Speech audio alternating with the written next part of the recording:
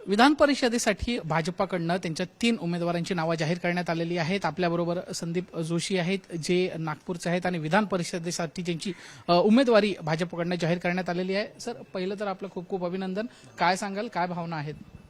सर्वसामान्य कार्यकर्त्याला भारतीय जनता पार्टी विचारते, सर्वसामान्य कार्यकर्त्याला भारतीय जनता पार्टी उमेदवारी देते, हे बघून आनंद होतो। मी मागचे 30 वर्ष झाले भारतीय जनता पार्टी युवा मोर्चाचा सर्वसामान्य कार्यकर्त्यापासून सुरुवात केली आणि त्यानंतर नागपूर शहराचा महापौरपर्यंत दायित्व सांभाळलं। हे दायित्व भारतीय जनता पार्टीच्या नेत्यांनी विविध वेळी विविध प्रसंगी दिलेलं होतं आणि त्याच्यामुळे मला देखील अपेक्षा होत्या की याच्यापूर्वी मिळेल, परंतु आज मिळालं आहे।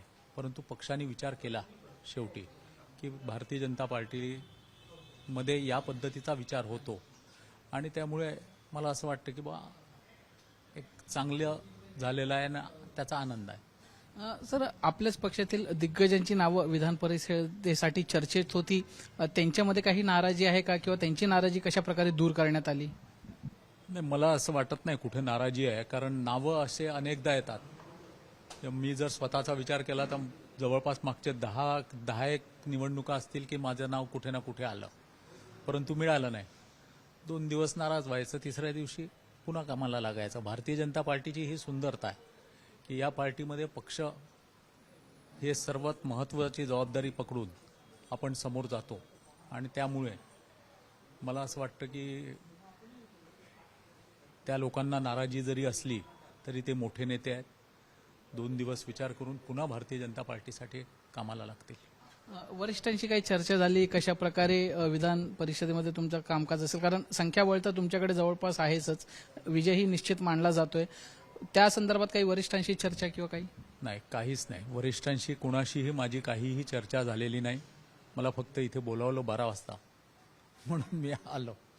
मित्रपक्षांची भेट घेणार आहात? हो, घेऊया ना। एकदा आमच्या नेत्यांशी बोलू, नेत्यांशी बोलल्यानंतर ते जे सांगतील त्या पद्धतीने करूया। काय ध्येय असेल डोळ्यासमोर? उद्या विधान परिषदेवर निवड झाल्यानंतर अधिकृत घोषणा होईलच, काय पहिलं काम असेल किंवा जे मेजर काम असेल जे तुमच्या डोळ्यासमोर असेल? खरं सांगायचं तर ताबडतोब मला असं सांगता येणार नाही, परंतु विशेषतः शिक्षकांचे प्रश्न, पदवीधरांचे प्रश्न घेऊन मी विधान परिषदेत काम करेल। निश्चितच तुम्हाला खूप खूप शुभेच्छा भविष्यासाठी। तर शिक्षकांचे प्रश्न आणि शिक्षण संदर्भातले प्रश्न घेऊन विधान परिषदेत काम करण्याची इच्छा जी आहे ती संदीप जोशी यांच्याकडनं व्यक्त करण्यात आलेली आहे। कॅमेरामॅन नितीन वर्णेसह दीपेश त्रिपाठी, मुंबई तकसाठी, मुंबई।